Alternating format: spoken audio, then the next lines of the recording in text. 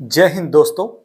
आज हम बात कर रहे हैं इनकम टैक्स कैलकुलेशन के बारे में कि इनकम टैक्स को किस प्रकार कैलकुलेट कर सकते हैं। बहुत से मेरे टीचर साथियों को, मैडम्स को ये दिक्कत आ रही होती है कि उन्हें नहीं पता होता कि मेरा टैक्स कितना बनेगा। तो चलिए सबसे पहले हम यहाँ देखिए 25 और 24-25 का जो टैक्स स्लैब था हमारा, हम उसको देखेंगे क्योंकि फरवरी में ये हमें कैलकुलेट करके डीडीओ को भी देना होता है। तो आइए साथियों, इसको हम बड़े ही सिंपल तरीके से, सिर्फ इसके लिए आपको कुछ चीज़ों की ज़रूरत पड़ेगी। तो आपको अपनी जो सैलरी स्टेटमेंट है, एनुअल सैलरी स्टेटमेंट है, वो आपको निकालनी पड़ेगी इंट्रा हरियाणा की साइट से। इसके लिए आप हमारी जो वीडियो है वो डिस्क्रिप्शन में या कमेंट बॉक्स में नीचे जाके देख सकते हैं। और अब हम बात करते हैं एक्सेल शीट के बारे में कि किस प्रकार आप एक्सेल में कुछ आंकड़े भरकर जो है अपनी कैलकुलेशन जो है खुद से देख सकते हैं न्यू टैक्स और ओल्ड टैक्स स्लैब के अनुसार। तो चलिए शुरू करते हैं। आपको अगर ये एक्सेल शीट जो चाहिए तो नीचे डिस्क्रिप्शन में हमारे व्हाट्सएप चैनल का लिंक है, वहां से आपको ये जो फाइल है वो मिल जाएगा, उसका लिंक प्राप्त हो जाएगा। तो वहां से आप प्राप्त कर सकते हैं और इसमें जो है अपने अनुसार पैन कार्ड, आधार, ये डिटेल अपनी भर के आप वहां से जो है अपना देख सकते हैं। कोई भी बड़ी ही सिंपल और साधारण भाषा में इसे देख सकते हैं। अगर आप हमारे चैनल पे नए हैं तो सब्सक्राइब जरूर कर दें, वीडियो पसंद आए तो साथियों लाइक करके जरूर जाया करें। और चलिए शुरू करते हैं। सबसे पहले देखिए फाइल जो है आप हमारे व्हाट्सएप चैनल से प्राप्त कर सकते हैं। देखिए एक्सेल में इसको ओपन करेंगे हम और ये इस प्रकार से जो है एक्सेल में ओपन हो जाएगी। अब हम इसको बड़ा कर लेते हैं। अगर यहाँ एडिटेबल मोड आ रहा है इसी येलो लाइन में तो एडिट कर दें आप इसको। और देखिए सबसे पहले ऊपर चलते हैं। Income tax calculator software of government employ prepared by mister Nirmal Singh ji द्वारा बनाया गया है। और देखिए यहाँ पे हम चलते हैं, देखिए नाम की बात करते हैं। जो भी आपका नाम है सबसे पहले आप यहाँ से एडिट करते रहें। हम यहाँ पे क्या है, चलिए मैं अपना नाम लिख देता हूँ, संदीप सोकल। हम अपना नाम यहाँ पे लिख देते हैं। अगर आप टीजीटी हैं, हिंदी है, इंग्लिश है तो आप यहाँ पे भर सकते हैं। इसके बाद आप यहाँ अपना स्कूल का नाम भरिए। ऑफिस स्कूल जो भी है आपका उसको देखिए यहाँ पे काट के जीएसएस मान लीजिए चीका हम कर देते हैं इसका। और यहाँ पे पैन नंबर आप अपना भर लीजिए, देख पा रहे हैं। इसके बाद रेजिडेंस रहने दें। टैक्स देखिए यहाँ पे पूछ रहा है, सामने बिल्कुल लिखा है। अगर आप ओल्ड टैक्स रिज्यूम लेना चाहते हैं तो या 0 कर दें। न्यू टैक्स के लिए यहाँ पे 1 आप कर सकते हैं। चलिए हम नीचे चलते हैं। एनपीएस या जीपीएफ डिडक्शन स्टेटस। अगर आप एनपीएस में आते हैं तो यहाँ 1 करें और अगर आप जीपीएफ में आते हैं तो यहाँ 0 कर लें। क्योंकि हम एनपीएस में आते हैं तो हम यहाँ से इसके नीचे ही आएगा, ये एनपीएस में है तो एनपीएस के लिए हम यहाँ से 1 कर लेते हैं। और देखिए इसके नीचे हैंडीकैप्ड स्टेटस, अगर आप हैंडीकैप्ड हैं तो यहाँ चुन सकते हैं। हाउस रेंट अलाउंस, अगर आप हाउस रेंट ले रहे हैं तो क्लेम किया है तो 1 लिखे और नहीं किया है तो 0 रहने दें।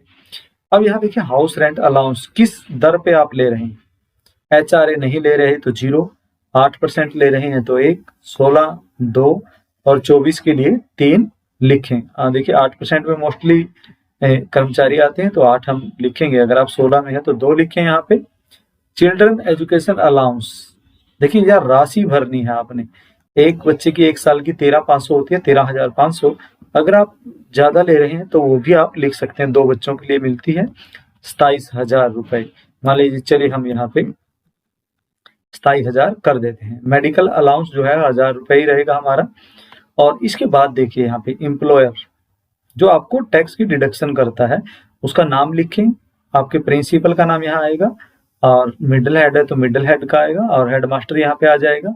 अब प्रिंसिपल रहने दे। एड्रेस ऑफिस, अब जो आपका डीडीओ है अगर मान लीजिए प्राइमरी में है तो यहाँ आपके डीडीओ का एड्रेस आएगा वो जहाँ पे है। अगर आप सीनियर सेकेंडरी में ही हैं तो आप यहाँ पे सेम जो है अपने स्कूल का नाम यहाँ पे भर सकते हैं। पैन कार्ड या 10 नंबर भरने की आवश्यकता नहीं है। तो चलिए अब नीचे चलते हैं। देखिए इनकम फ्रॉम सैलरी। अब सबसे पहले देखिए बेसिक पे, आपने अपनी जो पे है, जो आपने एनुअल स्टेटमेंट निकाली है उसमें देखिए मार्च पेड इन अप्रैल, तो यहाँ सिर्फ आपने बेसिक भरना है। तो बेसिक आप यहाँ पे भरेंगे। मान लीजिए आपका बेसिक 44,900 हम भर देते हैं। और एक खास बात और यहाँ रहेगी कि आपका डीए जब लगता है, मान लीजिए जुलाई में डीए लगता है या जनवरी में लगता है, तो आप उसी हिसाब से 2 आपके एक समान रहेंगी और बाकी को आप यहाँ से चेंज कर सकते हैं। देखिए हम 44,900 ही यहाँ पे रख रहे हैं। और इसके बाद देखिए अगर जनवरी में आपका डीए लगता है तो आप जनवरी में उसको बढ़ा देंगे। ठीक है। अगर आप जेबीटी हैं और अगर आप टीजीटी हैं तो जिस महीने में आपको जो है आपकी इंक्रीमेंट लगती है वो यहाँ पे इंक्रीमेंट के हिसाब से आप बेसिक पे अपनी लिखेंगे। चलिए देखिए स्पेशल पे यदि कोई आपको मिली है, इसके बाद एलटीसी, यदि आपने एलटीसी मिली है तो वो आपकी किस बेसिक पे आपको मिली है, तो यहाँ पे आपने वो भरना है। मान लीजिए 46,200 पे हमें मिला है और उसका जो डीए बनता है, कितना डीए था उस टाइम जो आपने भरा है, तो हम उसको क्या कर सकते हैं, उसको भर सकते हैं। ये आपको आपकी सैलरी स्टेटमेंट से मिल जाएगा। इनकम फ्रॉम हाउस प्रॉपर्टी, कोई इनकम है आपकी, इंटरेस्ट है या कुछ भी है वो आप भरें। यहाँ देखिए जीपीएफ डिडक्शन, अगर आप जीपीएफ कटा रहे हैं तो लिखें, नहीं तो आप यहाँ से 0 इसको कर दें। एमपीएस वालों के लिए जीआईएस 30 रुपए ही रहेगा हमारा। और अगर पुराने स्लैब से आप ले रहे हैं तो यहाँ LIC, पीपीएफ ये सारी चीजें भरें। अगर नए से ले रहे हैं तो इनकी कोई आवश्यकता नहीं है।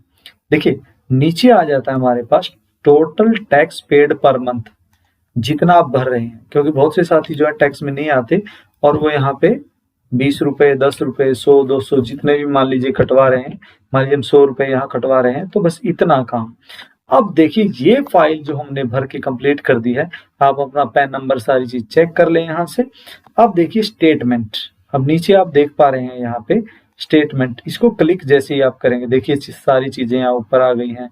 यहाँ देखिए आपका स्कूल का नाम, पैन नंबर, डेजिग्नेशन, रेजिडेंस, सारी चीजें आ गई है। और अब आपने क्या करना है, सिर्फ अपनी सैलरी स्टेटमेंट से इसका मिलान कर लीजिए। भी जो भी आपकी तनख्वाह रही, वेतन रहा, उसको मिलान कर दीजिए। हमारा टोटल देखिए ये बनेगा 10,11,776 रुपए। ये अभी हम डमी भर रहे हैं इसको। और नीचे इस स्टेटमेंट से आगे इसकी एक कॉपी आपको डीडीओ को पास जमा करवानी है, यहीं से आप इसका प्रिंट निकाल सकते हैं। और देखिए income tax calculator new slab, इससे आगे ऑप्शन है, इस पे आप क्लिक कर दें। देखिए यहाँ पूरी तनख्वाह आ गई है 75,000 रुपए की। देखिए स्टैंडर्ड डेविएशन दिखा रहा है और बाकी का हमारा जो वेतन है उस पर देखिए इसने 5 और ये अभी टैक्स पूरा बना रहा है। परंतु आप नीचे देखेंगे, ये देखिए टैक्स डिडक्शन 87 से फ्लेक्सिबल 12 लाख। अगर 12 लाख से कम इनकम है आपकी तो सारा टैक्स जो है माफ हो जाएगा। और ये देखिए जो हमने 100 रुपए भरे थे, टैक्स डिडक्टेड जो है हमारा रिफंड कितने रुपए होगा, वो हमारा 1100 रुपए यहाँ पे आ चुका है। तो हमें ये 2 पेज जो है, एक तो ये देखिए income tax calculator new tax slab में जो आपको दिया ये वाला, और एक जो आपकी स्टेटमेंट है, ये दोनों आपने जो है अपने क्लर्क या डीडीओ के पास जमा करवाने हैं। उम्मीद है अब आप भी अपना टैक्स जो कैलकुलेट है वो खुद से कर पाएंगे और अपने डीडीओ को ये स्लिप दे पाएंगे। तो उम्मीद है वीडियो आपको अच्छी लगी होगी, तो वीडियो को लाइक जरूर कर दिया करें साथियों। चैनल को सब्सक्राइब कर लें ऐसी ही और एजुकेशन से रिलेटेड वीडियो के साथ जुड़ने के लिए। चलिए मिलते हैं अगली वीडियो में, तब तक के लिए थैंक यू, धन्यवाद।